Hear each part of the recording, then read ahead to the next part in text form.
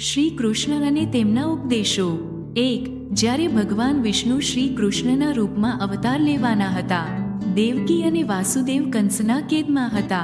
કંસે દેવકી વાસુદેવના 6 સંતાનોને મારી નાખ્યા હતા.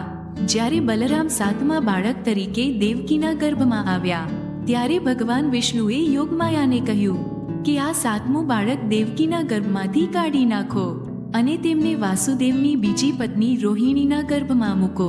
આ પછી કંસને જાણ કરવામાં આવે કે 7મું ગર્ભાવસ્થા રહ્યું નથી. યોગમાયાએ પણ એવું જ કર્યું.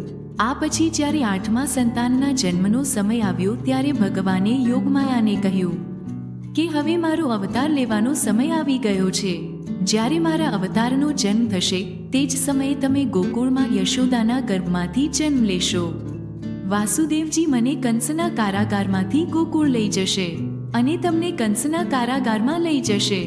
જ્યારે કંસ 8મા બાળકને મારવા આવશે ત્યારે તમે મુક્ત થશો. ભગવાને બનાવેલી યોજના પ્રમાણે શ્રી કૃષ્ણનો અવતાર થયો હતો. આ વાર્તામાં શ્રી કૃષ્ણ ભગવાને સંદેશ આપ્યો છે કે જ્યારે પણ તમારે કોઈ કામ કરવાનું હોય તો તેમની યોજના બનાવો. જો યોજના સારી હશે તો સફળતા ચોક્કસ મળશે. 2. બાળકૃષ્ણ માખણ ચોરવાના કામમાં વ્યસ્ત હતા. આ કારણે ગોકુલવાસીઓ ખૂબ જ નારાજ હતા. એક દિવસ ગામના લોકો નંદ બાબા અને યશોદા પાસે પહોંચ્યા અને કાન્હાની ફરિયાદ કરવા લાગ્યા હતા.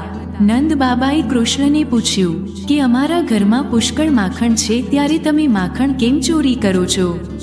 કૃષ્ણએ કહ્યું કે તમે લોકો મહેનતથી દૂધ, દહીં, ઘી, માખણ તૈયાર કરો અને પછી દુષ્ટ કંસને આ વસ્તુઓ કર તરીકે આપો અને તેના કારણે ગામના બાળકોને માખણ મળતું નથી. તમારા કામના કારણે કંસનું બળ સતત વધી રહ્યું છે.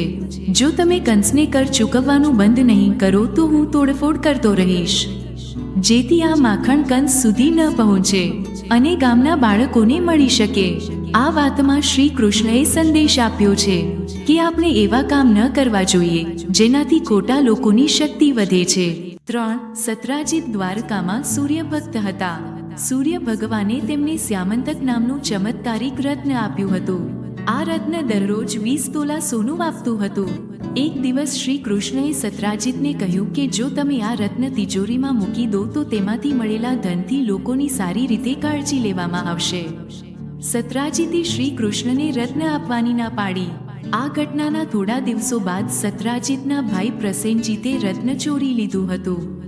પ્રસેનજીત મણિ સાથે જંગલમાં ભાગી ગયો હતો.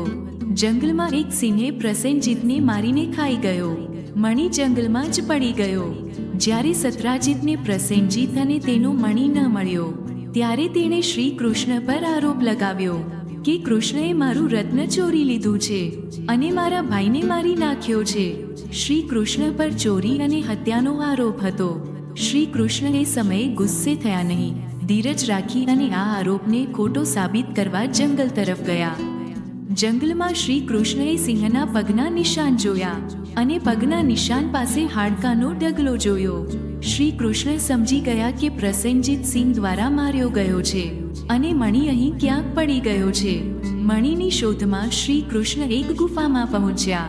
જામવંત ગુફામાં રહેતો હતો. જ્યારે શ્રી કૃષ્ણે રત્ન માંગ્યું ત્યારે જામવંતે તે ન આપ્યું. આ પછી બંને વચ્ચે યુદ્ધ થયું.